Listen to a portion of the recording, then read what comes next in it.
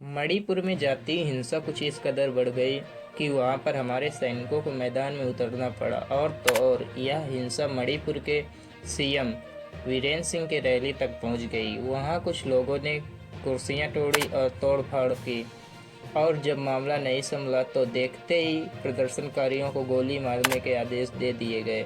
और फौरन गृह मंत्री अमित शाह ने स्टेट की कंडीशन पूछी और हवाई रास्ते से सेना भेजी गई। 5 दिन के लिए इंटरनेट बंद कर दिए गए और पूर्वोत्तर रेलवे ने मणिपुर जाने वाली सभी ट्रेनों को रद्द कर दिया। हम इसी तरह आसान भाषा में नेशनल और इंटरनेशनल खबरों की पूरी जानकारी देते हैं। यदि आप चैनल पर नए हैं तो चैनल को सब्सक्राइब करें और वीडियो को लाइक और शेयर करें।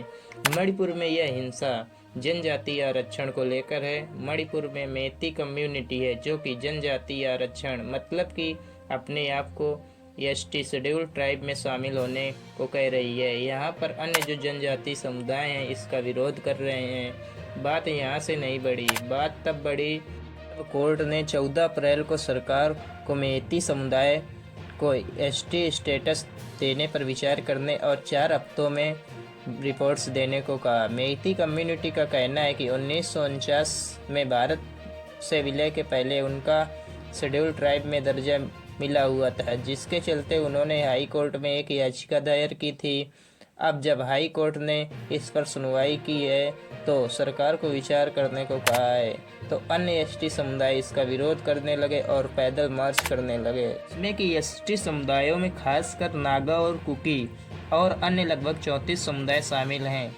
ये लोग माइती समुदाय का जनजाति में शामिल होने का शुरू से विरोध करते हैं और यही मणिपुर में हिंसा का सबसे बड़ा कारण बना है। हिंसा का एक यही कारण नहीं है, ऐसे कई कारण हैं जो हिंसा को बढ़ावा देते हैं, जैसे मणिपुर का भौगोलिक स्टेटस। मणिपुर की राजधानी इम्फाल के पास का जो 10% एरिया है उसे सेंट्रल वैली कहते हैं और इसी वैली पर मेती कम्युनिटी रहती है। मेती समुदाय राज्य की आबादी का लगभग 64% है और 90% हिस्सा पहाड़ी है। इसमें 35% आबादी निवास करती है जो कि अनुसूचित जनजाति के लोग हैं। मतलब यह हुआ कि 35% आबादी के पास 90% ज़मीन है, वहीं पर 66% आबादी के पास केवल 10% ही ज़मीन है।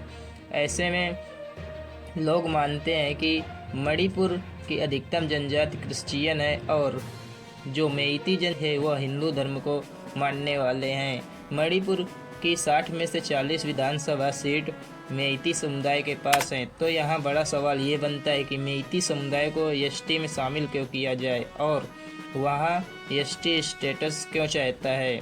कुकी और नागा समुदाय के मुताबिक मणिपुर में कुल मिलाकर शासन मेइती समुदाय का ही है, तो इन लोगों का कहना है कि इनको एसटी स्टेटस की ज़रूरत नहीं है। वहीं मेइती समुदाय को एससी और ओबीसी का अलग अलग आरक्षण मिलता है और वह पावरफुल लोग हैं। हालांकि सभी मेइती समुदाय की लोग यह मांग नहीं कर रहे कि उन्हें एसटी स्टेटस मिले। वे लोग कहते हैं कि हमारा 2000 वर्ष पुराना इतिहास है और हमारे पास एजुकेशनल व अन्य संसाधनों पर एक्सेस है।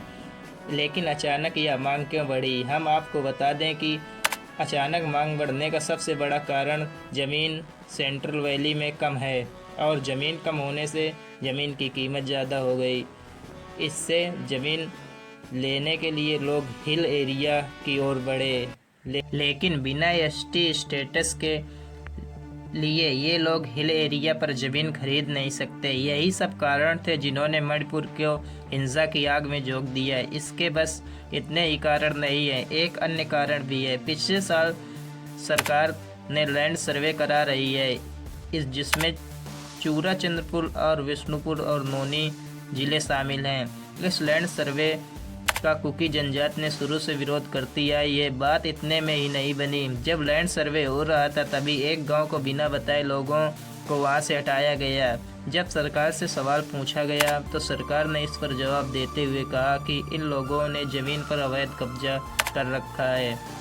इन लोगों द्वारा नशीली दवाओं का उत्पादन और कारोबार इसी ज़मीन पर किया जाता है, जो कि मणिपुर के लिए ही नहीं पूरे भारत के लिए एक खतरा है। वैसे भी भारत सरकार ड्रग्स पर जीरो टॉलरेंस की नीति अपनाई है। फिलहाल मणिपुर में इंटरनेट और अन्य सुविधाएं बंद हैं और हमारा ओपिनियन यही है कि प्रशासन की बात सुने, क्योंकि आगजनी और तोड़ फोड़ से कुछ नहीं होगा और यह जीवन अमूल्य है और इस मसले पर बैठकर भी बात हो सकती है और मसला सुलझाया भी जा सकता है।